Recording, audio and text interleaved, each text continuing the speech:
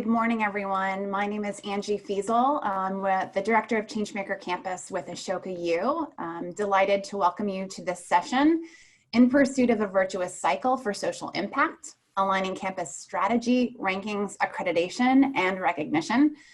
And that's a mouthful to say, but I think it's probably more than a handful to actually accomplish. But we're grateful for an incredible lineup of panelists and moderator today to help us address this topic. One announcement is, unfortunately, Joanne Turbide from HEC Montreal would not be joining us, but we are pleased to have the folks on the line with us today to explore this important topic.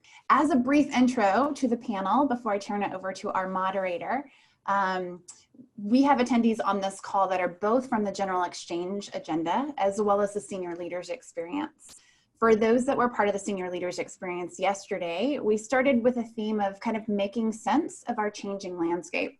And we really explored what are the internal drivers for change, kind of reconnecting with our purpose, what brought us into higher education, what is the difference that we want to be making, as well as the external drivers. What are some of the trends, including the global pandemic, that are causing us to consider systems change, either currently or for the future?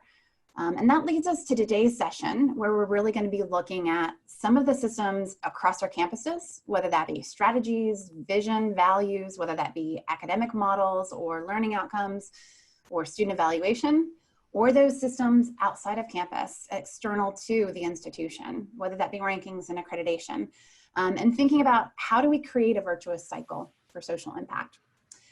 It's an important topic for all of us, no matter whether we're a student, an educator, or an administrator. And I'm just really delighted to be able to introduce our moderator for today's session, Craig Dunn. Craig has been with Western Washington University. He is the Wilder Distinguished Professor of Business and Sustainability. And prior to that, he was the Dean of the College of Business and Economics. He's worn lots of different hats: educator, administrator, as well as advisor to business and academic associations. So really looking forward to him being able to draw out the perspectives of our diverse panelists this morning. With that, I'd love to introduce Craig. Thank you very much, Angie. I'm very delighted to be able to be the moderator for this panel, and wanted to begin by kind of geographically situating myself. I live in Whatcom County, which is where Western Washington University is housed. We are the northwestmost county in the continental United States, which explains the land acknowledgement I'm about to give.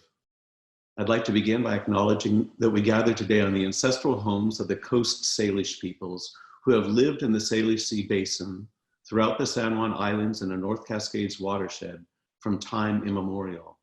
Please join me in silently expressing our deepest respect and gratitude for our indigenous neighbors, the Lummi Nation and the Nooksack tribe, or to the indigenous neighbors most relevant to the location in which you are at this moment situated, for their enduring care and protection of what are now our shared lands and waterways.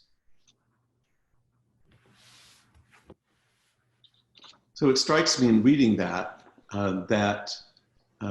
we all have different kinds of acknowledgements, and there's a lot of parallels to be made, it seems to me, between the kinds of land acknowledgements that we do and the kind of accreditation standards that we actually engage in. Because one of the lingering questions, and we face this with Ashoka, is how customizable should those acknowledgements be? I'm particularly struck in the language I just read by the reference to shared lands and waterways. And the word shared has so many different dimensions to it, doesn't it? And what does it mean to be shared? Because normally, when we appropriate land through colonial extension and then refer to it as shared, there are all kinds of connotations that might come in that may or may not be appropriate. So I just wanted to suggest that there are some really interesting parallels when we get to this issue of accreditations and rankings, and whether or not there's a one-size-fit-all solution. I don't think there is for land acknowledgements any more than there is for these other ways in which we try to verify quality of our organizations. I was invited to give just a very brief perspective on the role of higher ed, and I'm going to do that by referencing the former president of Western Washington University, Bruce Sheppard, who got pretty grumpy after 2008 when the financial support coming out of our state capital, Olympia, dropped to less than 50%. And he deliberately stopped referring to Western Washington University as a public university. And he referred to us at that point for about 3 or 4 months as publicly supported. And our support from Olympia dropped, as did many public universities' support dropped to about 65% of from 65% to maybe 35% of our total budget. Of course, that was made up in large part by tuition increases. But then I remember that summer, the beginning of our fall quarter, when he gave his convocation address, and he began referring to Western Washington University as a proudly publicly purposed university. And he made the comment at that point that what makes us a public institution is not our source of revenue, but it's our purpose. And that's kind of what we want to talk about here today. What does a virtuous cycle look like? What is the mission and purpose of the university? How do we assure quality in that regard? And I just want to point out, by way of opening, 2 things that I think are very difficult for us to ignore.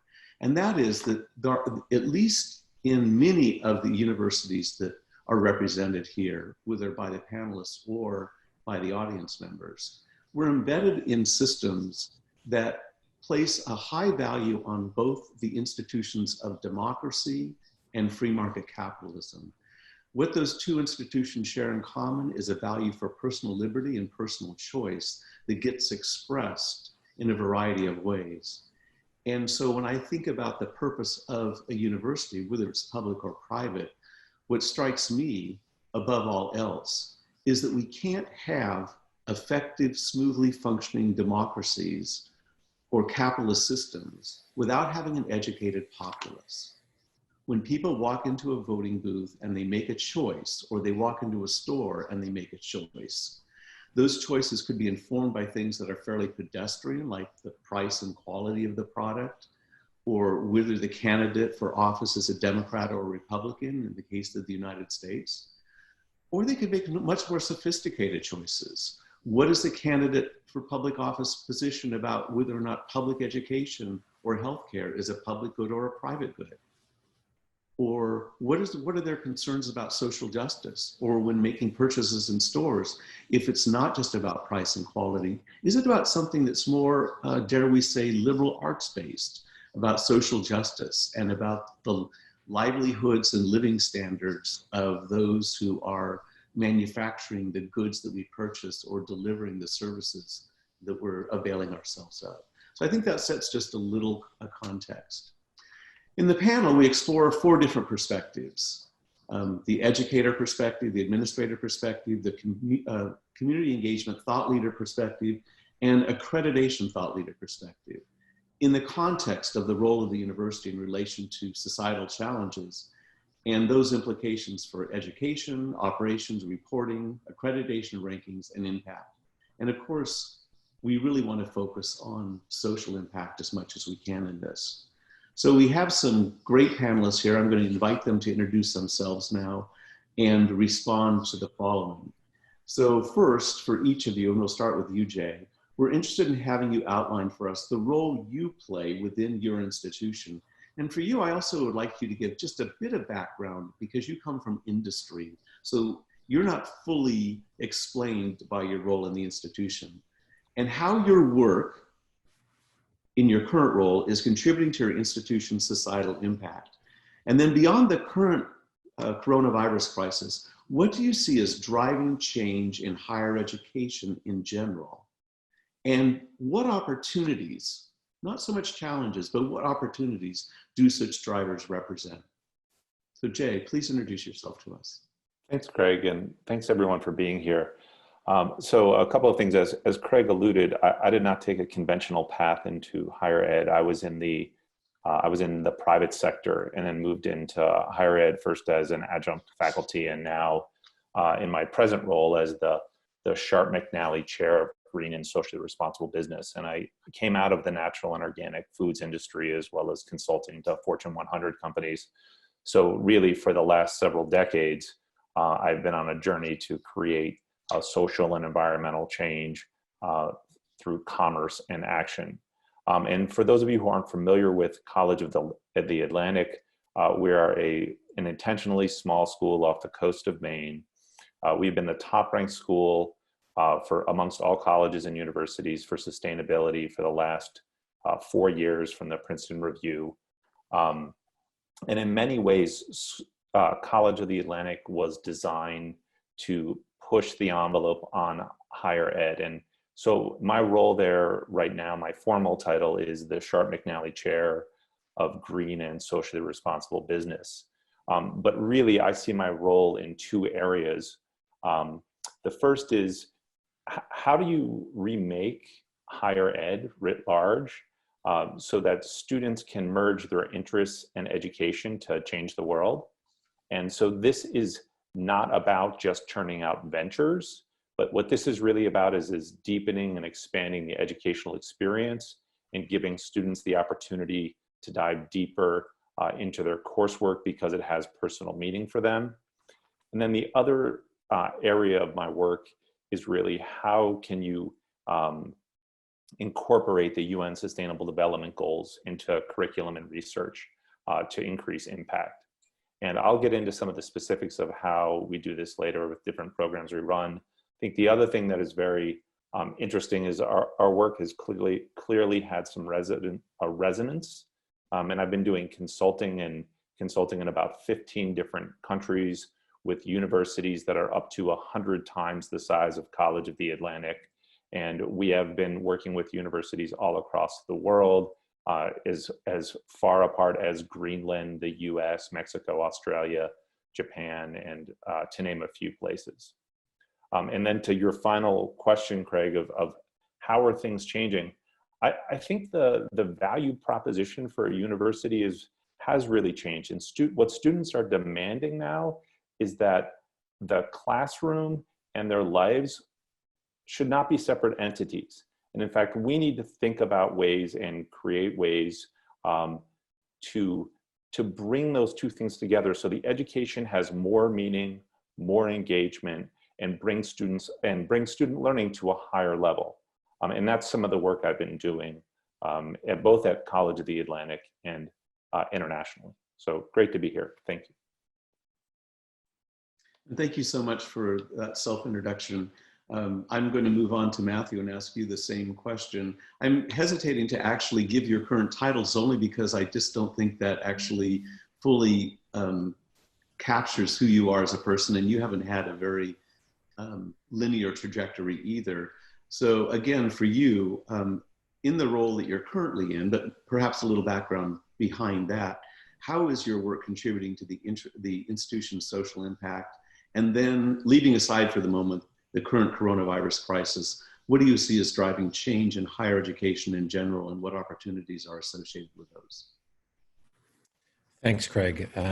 So I am Matthew Johnson. I'm the institutional role I'm going to speak mostly from today is as the director of the Carnegie Classification for Community Engagement. I have, though, spent the last 5 years as the executive director of the Howard R. Swearer Center for Public Service at Brown. So I've had the practical side of working to build programs and educate students and provide the opportunities that are similar to the types of things Jay has been doing so well around the world, but also now have been in the role of directing the Carnegie Classification for Community Engagement for the last few years.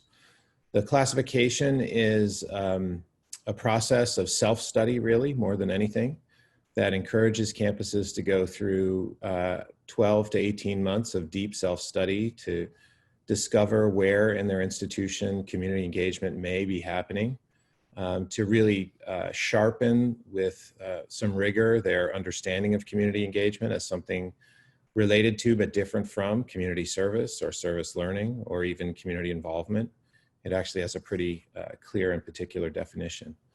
I think that the framework has really driven transformation across higher ed for the last 15 years. We just did a sample study of conference programs over that period across many of the higher education conferences.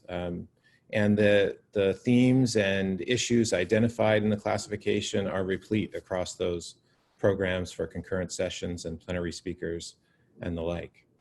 We just completed the 2020 cycle and announced the new classified schools in January. And so it's really a process of self-study that can lead to acknowledgement by the foundation of being an institution who's doing community engagement at an exemplary level.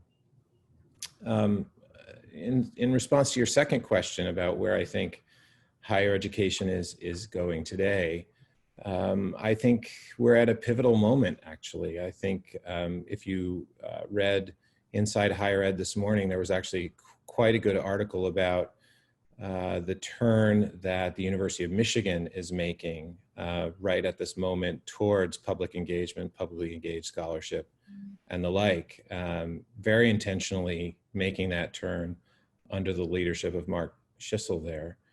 In the media more recently, you saw the turn that Tufts has done to sort of turn the campus over to respond to the moment.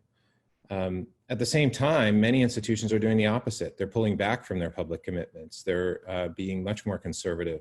They're trimming the very sorts of things that we care about on this webinar, retreating from the public realm and focusing even more squarely on the other piece of the trend that I see happening, which is a push towards responding to short-term market demands for job readiness, skill training, really to create widgets for the economy in some ways, rather than the more broad understanding of education that grounds the American higher education system as quite different than its predecessors in Europe, for example.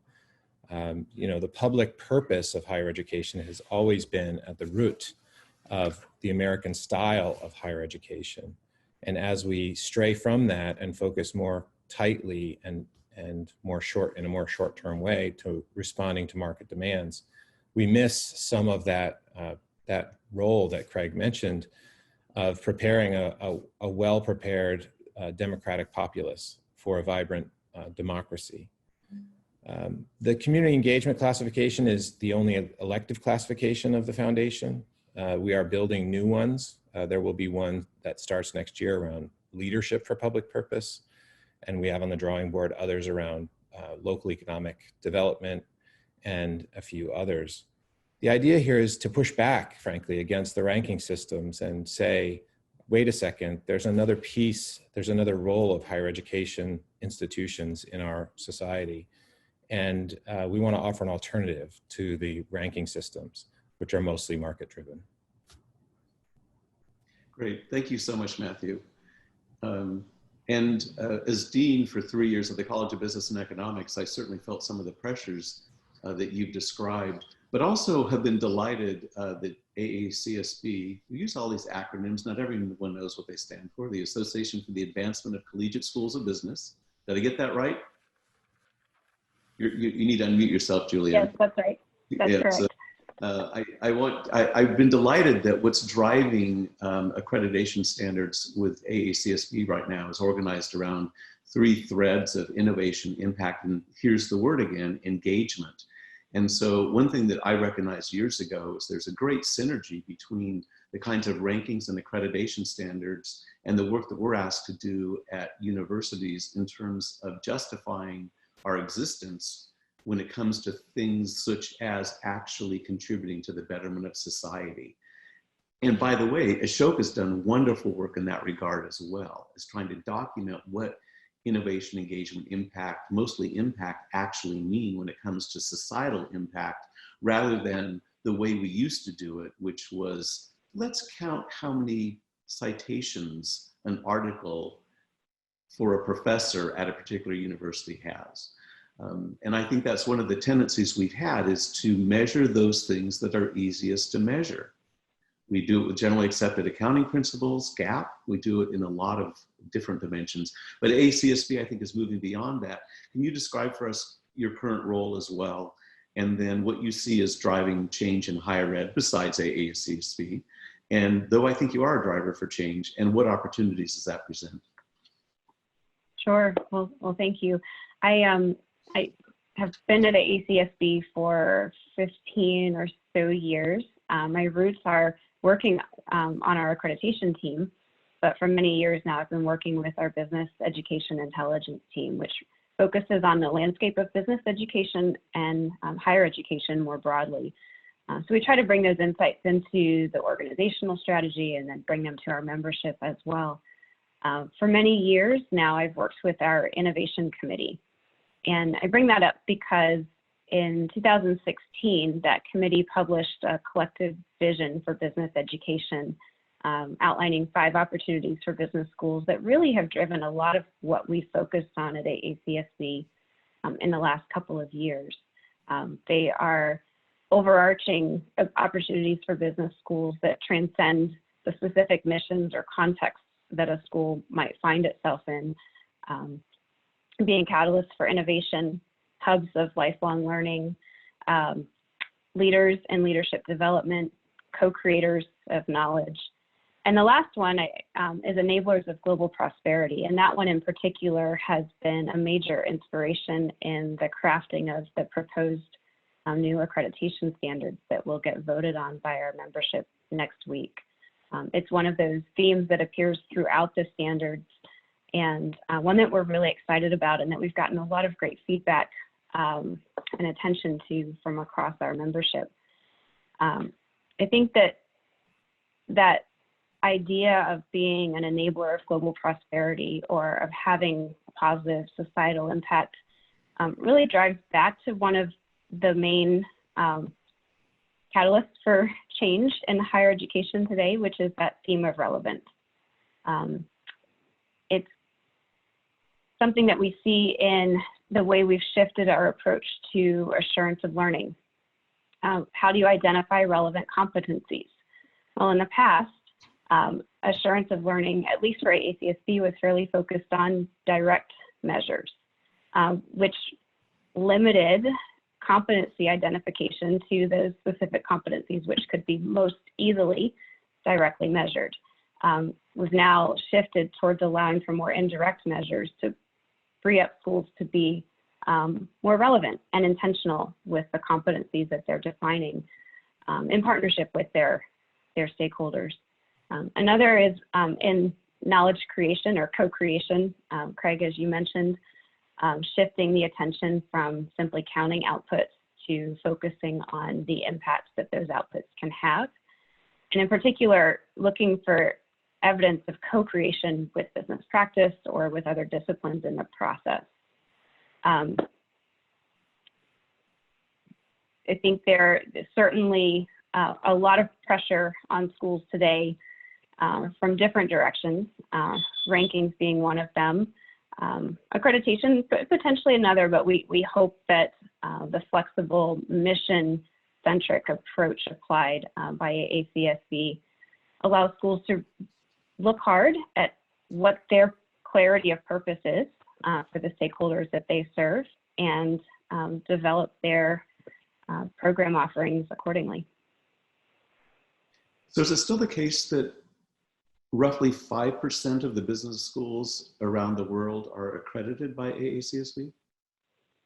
Well, the figure refers to the number, or the denominator in that is the number of business degree granting institutions.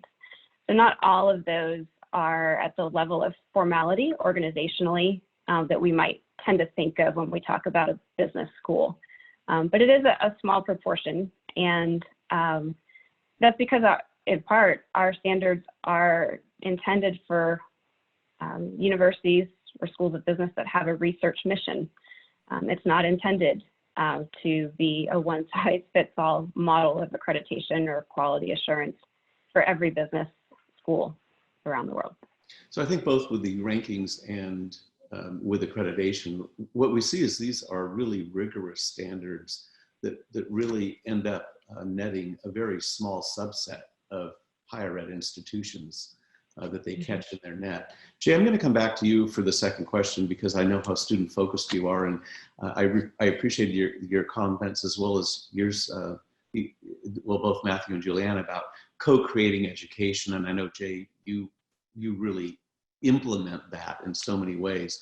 When I think about the role of traditional religious institutions and how they define their purpose, I'm educated but not necessarily committed to those views. But I find it interesting that they describe themselves as being defined by, at least in the Judeo-Christian tradition and the Catholic tradition in particular, as focused on the word and liturgy and tradition and then experience. And I think that's what you were saying, Jay, that students are really demanding now that their experience has a role to play, a legitimate role to play in higher ed. So the first question is, how do you see the drive for rankings and accreditation influencing the strategic direction of universities? That is not just colleges, but universities as a whole. And then what factors are influencing shifts in student learning outcomes or other shifts in pedagogy and or evaluation? And you're at a university, so how are those impacting the work you do related to higher education?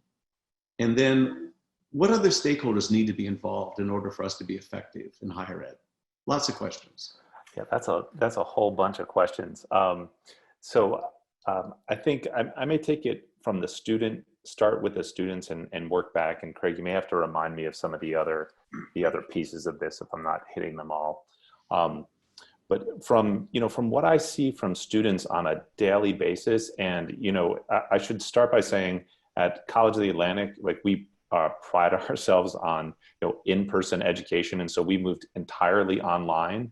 And what I've been really happy to see is that the educational outcomes that students are seeking haven't really changed. It's just the delivery methodology that's changed. And so what I think more and more what students are demanding is the so what of education. And it used to be good enough, and I think it still has a lot of merit to just say, no, you just need to be educated. But they also are demanding that there is some connection between what they're learning and how they can use it, which I think is pushing educators to take their ideas farther and to just get out of, to still, theory is still incredibly important.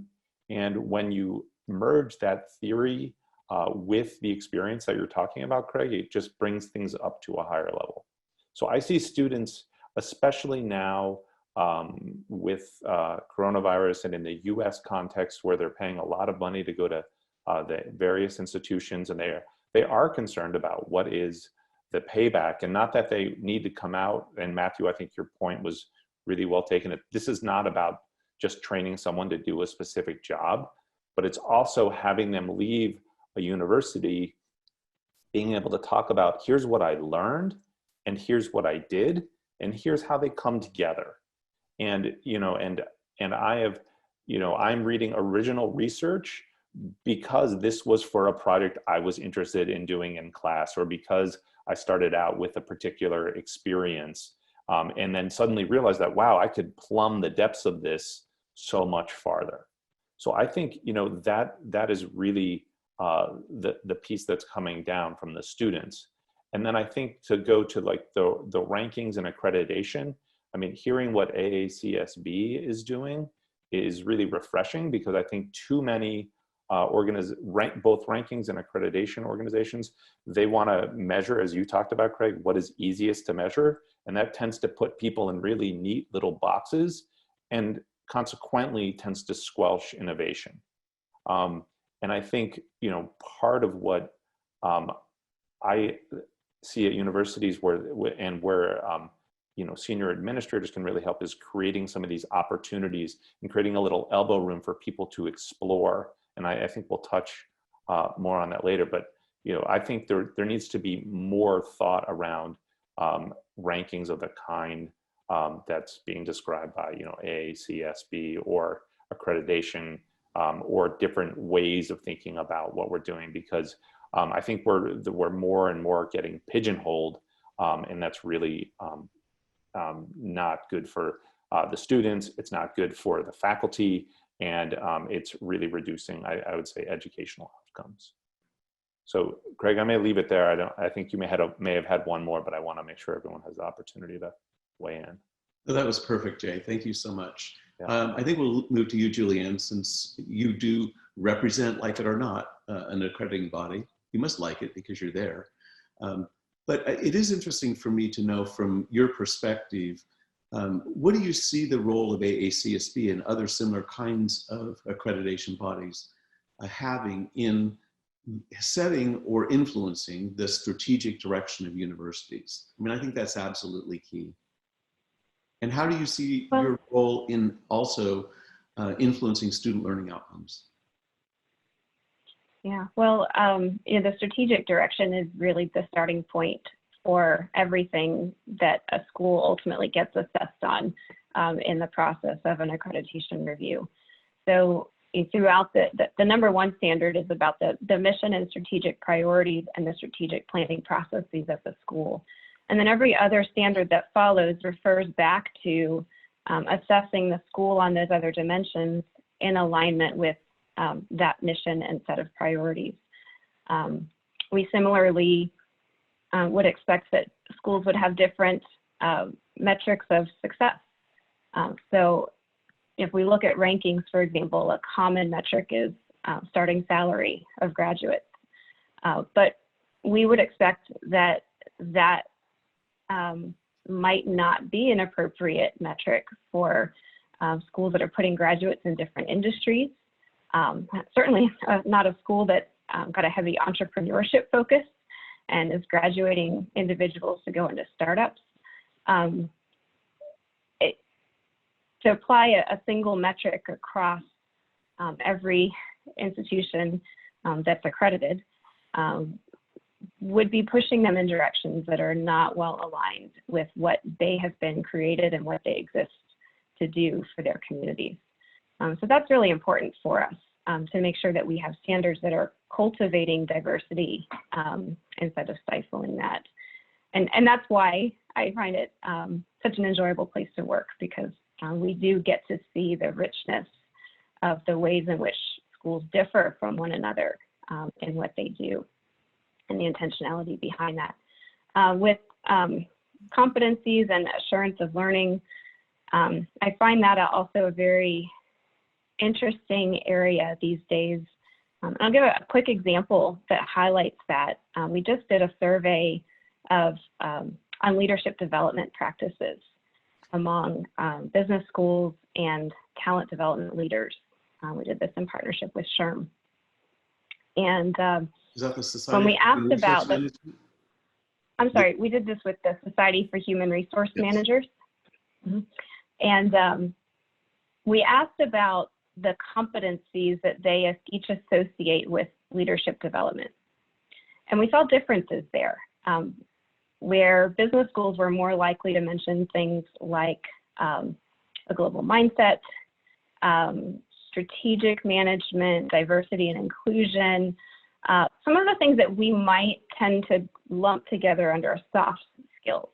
Whereas on the business side, we saw a lot more emphasis on operational knowledge, specific business acumen, like financial strategies, and the like. So what we don't know about that is there just a disconnect in language, or is there truly a difference of expectation?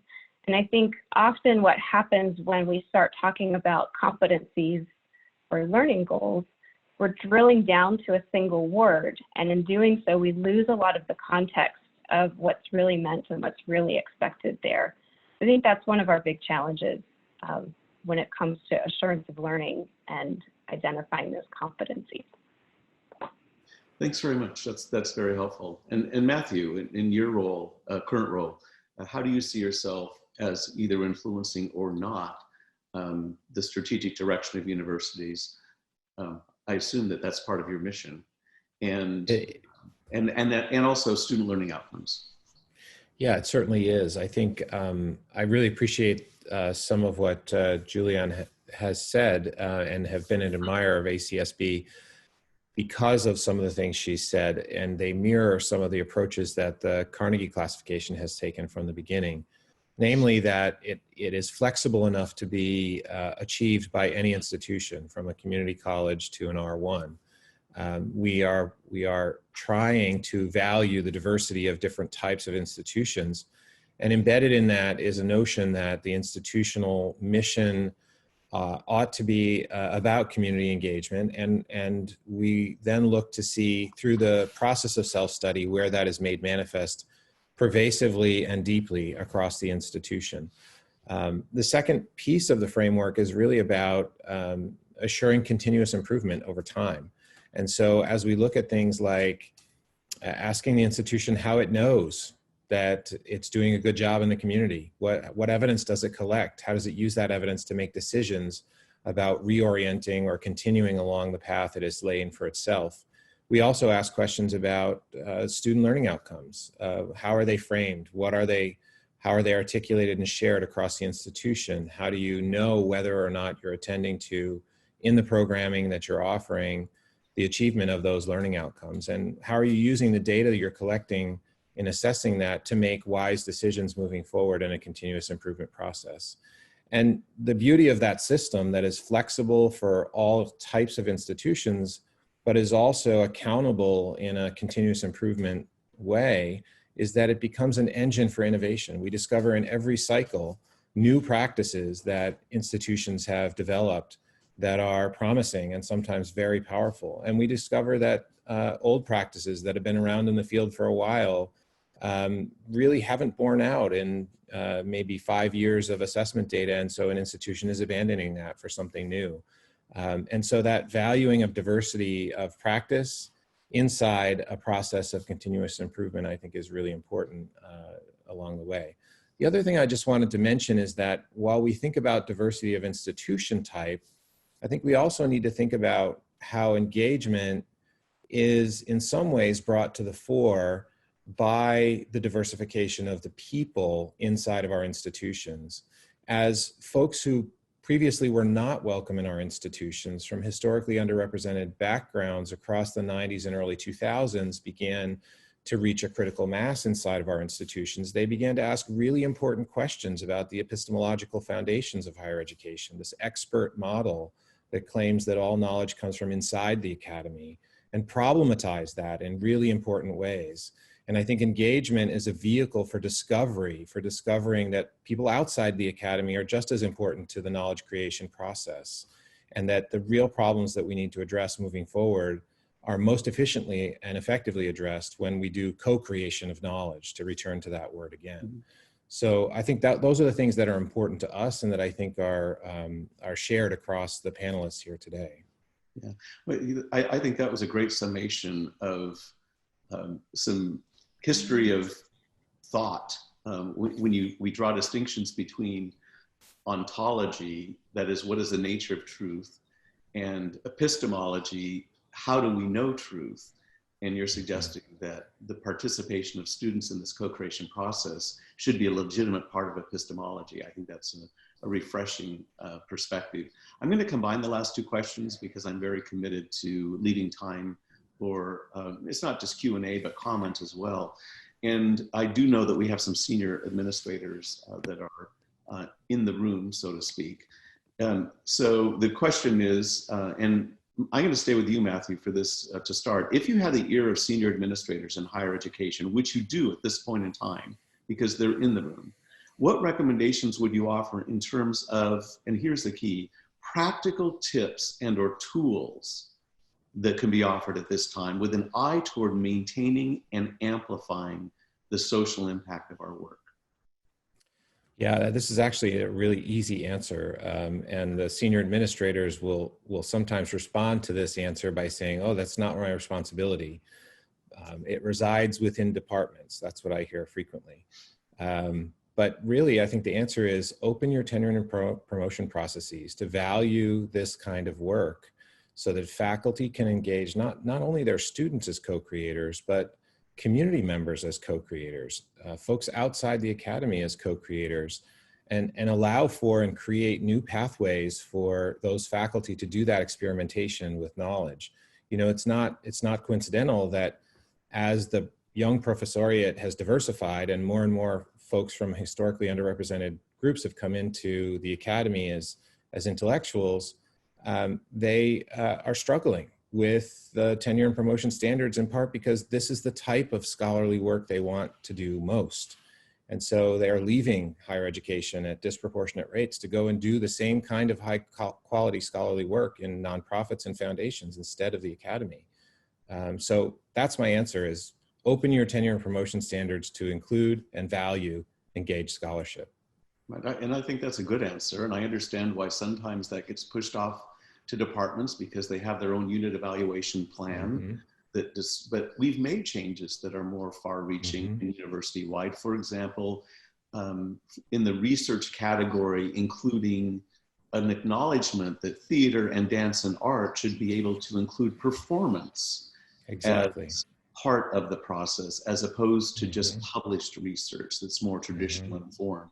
And I think that's an analog that you're advocating. Let's extend that even further. Jay, what would your response be to practical tips and tools that we might give to senior administrators in terms of amplifying social impact? Yeah, so I'd like to start. I agree completely with what Matthew just said. I'm not going to restate it because I think it was very eloquent, but I couldn't agree more. I think another area to really look at is opportunities to merge curricular and co-curricular, what have traditionally been considered co-curricular activities. You think of curricular, we value those things. We offer academic credit to signify that. And yet many students are most engaged in the co-curricular activities, working out in the community, venture incubators and things of the like. And basically, if you really break it down, most students are doing those despite their formal education. And yet those remain some of the most impactful things that they'll do while they're in university. And so, for example, and just a quick example of this, at College of the Atlantic, our sustainable venture incubator is offered for a full term's worth of credit. And so we have students who are starting enterprises for credit. And the point here, again, is not about churning out enterprises. It's to allow students to experience the entrepreneurial process and delve deeply into an issue they care about. And so, yes, while we've had students do everything from start over 24 schools in Nepal as part of this process, to work on biofuel companies and start schools, the really important piece of this and the success of it is understanding how do you go about doing these things, and then how do you further your education. And we see all the time that is crucial for us to bring students up to the next level of learning. And understanding why these ideas are so important and why their education is relevant. So for that work you just described, Jay, are the students getting academic credit? Yeah, so for the students in our venture incubator program called the Hatchery, it's the only class they take. It's worth a full term of academic credit. So it's really seen as a capstone experience where they can pull together all of their knowledge from, and we're an interdisciplinary school. So this is for students all across the curriculum. So we'll have an artist next to a scientist, next to someone who wants to start a community organization, all working to start their ventures. And in that role, success is not necessarily starting the venture and continuing on. It could be understanding why the venture won't work and choosing to abandon it. But yeah, it's worth a full term's worth of academic credit. And as well, we have many classes where students are engaged in outside projects as part of their coursework. And so just removing those barriers has been really key to getting the mind share from students to make things happen. Thanks, Jay. And Julianne, I know that in the work you're doing with AACSB, the focus on engagement and impact is something that you're requiring your participating universities of higher ed to actually measure. Beyond that, what are the other kind of practical tips and tools that you've seen work in these different contexts?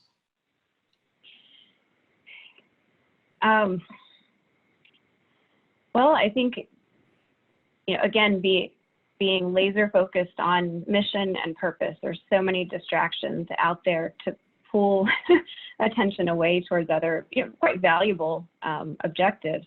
But leave that for another school to focus on. I would say also that we can use what's happening today to help question where those false barriers are. 6 months ago, less than 10% of business programs were delivered fully online. And now suddenly, over a matter of days or weeks, that's 100%. Maybe not optimal for all of them, and it won't stay that way, but it does show what a sense of urgency can make happen when that's needed. So certainly questioning those false assumptions. And the last thing I would mention is referencing something Matthew mentioned earlier about the diversity of participants. I think as we talk about societal impact, often sustainable development goals, as Jay mentioned, get brought into that conversation, and it's important that they do. But that doesn't mean that every school or university needs to feel like it needs to go out and single-handedly solve clean water or come up with a solution on another goal. If we think about the role of universities in preparing diverse individuals who approach problems differently to go out and be leaders within their organizations, to be co-creating solutions with other researchers for those challenges, that's a really important role for universities to be playing in having societal impact. It's more indirect, but it's essential. We shouldn't underestimate or undercount that. So I'd like to comment on this question as well, and also invite those of you who are in the audience to submit questions or comments through the Q&A. There is one question or request for comment in there now, but we could certainly field more than that. One thing that I'm very struck with over the last decade is the different pressures on students' time. And I'll give you a very specific example about our students have been committed for a few decades now to taxing themselves. And they now call it the Sustainability Equity Justice Fund. And it generates about $400,000 a year. If you back up the clock 2 or 3 years ago, what we were finding is that pool of money continued to grow, but students weren't applying for it because it was a grant-based process. And they could do demonstration projects of a variety of kinds. So the ones that are underway right now are an anaerobic digester for campus, feminine hygiene products in the restrooms. I mean, there's just a full range of products and activities. But the reason that the shift was made is because faculty, such as myself, have required that students apply for that funding as part of a course. In this case, it's an introductory course in business and sustainability. So the project has to relate to business and sustainability in some way. But now the money is actually overspent, which I think is a good problem to have. But the point I want to make is it's unreasonable to ask a student who's had their tuition double over the last decade, not them in particular, but as a group, who sometimes they're food insecure, they're having to work more in order to pay for their tuition dollars, they're incurring a greater student debt load upon graduation, and then to ask them to do something that's outside the credit-bearing activity of the university just seems to me unreasonable. And it also diminishes the quality or the expectation about learning that's attached to that activity. When we build it in to actually the academic pursuit of the university, I think it actually gives it a lot more credibility and legitimacy. And so that's a tip that we could do. Like, let's fold this in. Let's structurally, as senior administrators, think about, I'll just use the example of the Office of Sustainability at Western Washington University. We have 5 divisions, one of which is Business and Financial Affairs. The Office of Sustainability used to reside there because their focus was on greening the university grounds and buildings. But when we moved that office into the Office of Academic Affairs, then we established for that office an entirely different dimension of activity that was grounded in student learning outcomes. And then you can build that into the curriculum in ways that actually bear credit for students, which I think makes a lot of sense. So the question that was posed in Q&A so far has to do with the Times Higher Ed University Impact Ranking, and if any of the panelists have experience or an opinion about that ranking.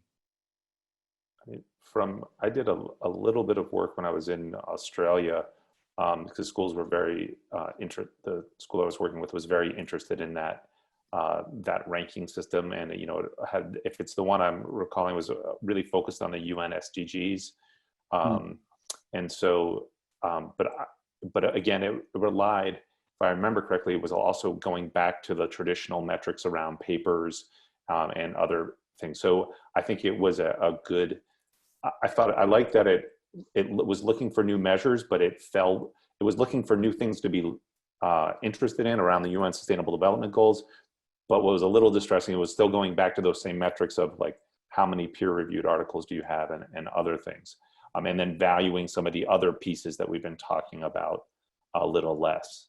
And if I could veer slightly, Craig, I think on what you just spoke about, I think is really important. There are learning opportunities in almost every functioning area of campus, and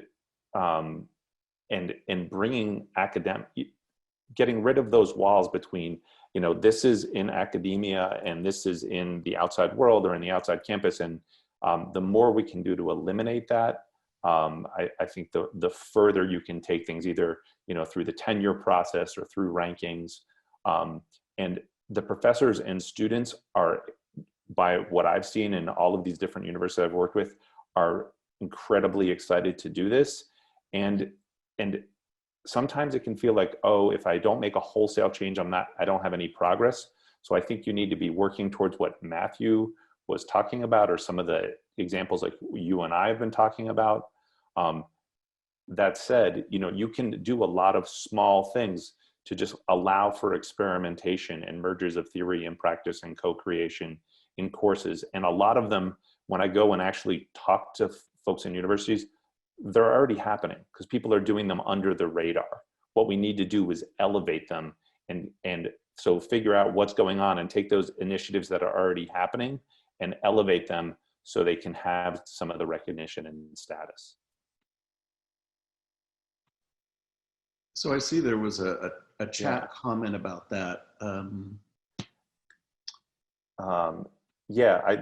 So I'd be happy to talk more about the experience supported. So the question is, could I talk more about the experience in supporting a student who starts their own journey as an entrepreneur at the university? How do you encourage and support it? And if there's a focus for specific business impact. So I should mention, in the hatchery, which is our venture incubator, I would say approximately half of the students who enter in have never ever taken a business course. And so I think the biggest thing is we're also an interdisciplinary university.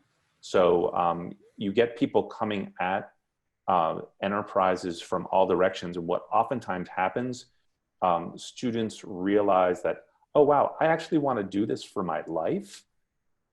Or at least I think I do. And then that's when they suddenly start to search for business skills. So what I do is I make it as easy as possible for students to have multiple points of entry. Some is around finding solutions in social impact. Another might be a course on failure and just how do you think about that? Another one is a course on sustainable strategies, where you will consult with a for or nonprofit organization or startup and see how they do things. And so I'm all about meeting students where they are. And if a student comes into the hatchery and they have this much experience and they're at this level, we can take them to here. And if they're more advanced up here, we can bring them up to the next level. So I think it's really about reducing the number of roadblocks and making it easy for students to enter. And so it is really, one of my, I know I'm doing my job well when I have a student who comes into a course and says, I really don't like business and I have no interest in it. But I want to take a course because I think it's important and I want to get these things done. So I realize I might need it at some point. But if you are willing to enter a course, even though you're hostile to some of the ideas in it, then you're making some progress. And I think that's great. Julianne, a quick question for you. We don't have any other questions in our Q&A, but I wanted to get kind of your perspective as someone at AACSB, and I'll just say at an accreditation body in general.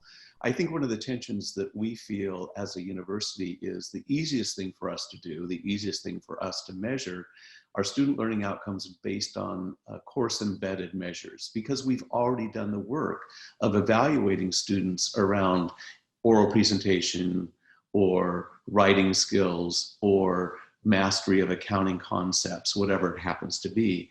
And yet what's being described here is perhaps looking at measures that don't necessarily relate to course embedded content. And how receptive do you see accrediting bodies being to trying to justify student learning based on something other than course embedded measures, which are staid and traditional and don't capture the kinds of social impacts that matter most to us? Yeah. Well, I can't speak to all accrediting bodies. I can just speak to AACSB. But that is, I think, a big shift for us in the proposed standards that we're hoping to have in place into the next year.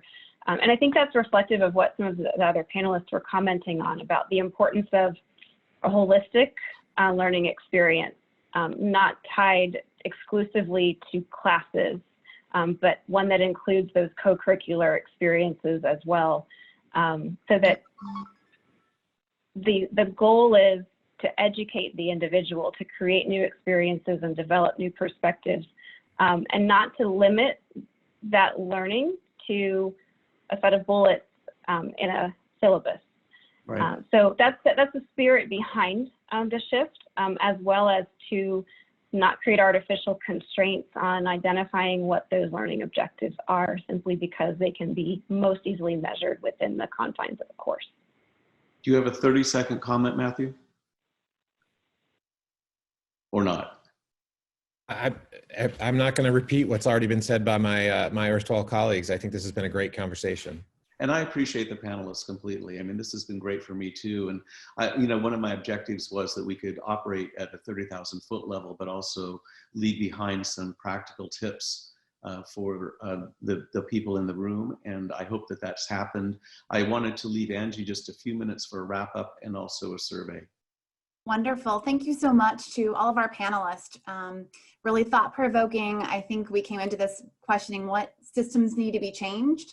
And I think you've given us a lot of fodder, whether that's education that's more integrated and connected, and for the so what from Jay, or whether that's, you know, broader definitions of standards and learning outcomes from Julianne that appreciate greater diversity, being mindful of what we measure, but making sure that that's broad enough and appropriate enough to achieve social impact, innovation, and engagement. And Matthew as well, just really reiterating the role of the university in engagement, and that co-creation of knowledge is where we will find the richest resources in the end, and that needs to be a core priority underpinning all. I think that's given us motivation to look at how we both educate, how we measure, how we do faculty tenure and promotions as well. I'm going to just close with a quick poll as well. We would love to just get your feedback really quickly as a result of this panel.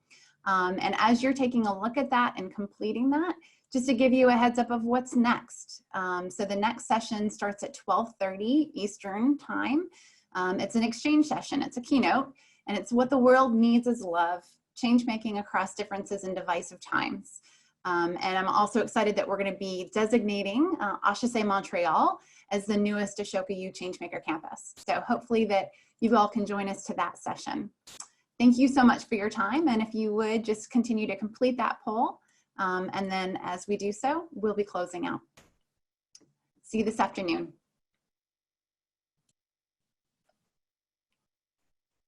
So a lot of change that's about to be happening on campus. Excited to hear what that's going to be.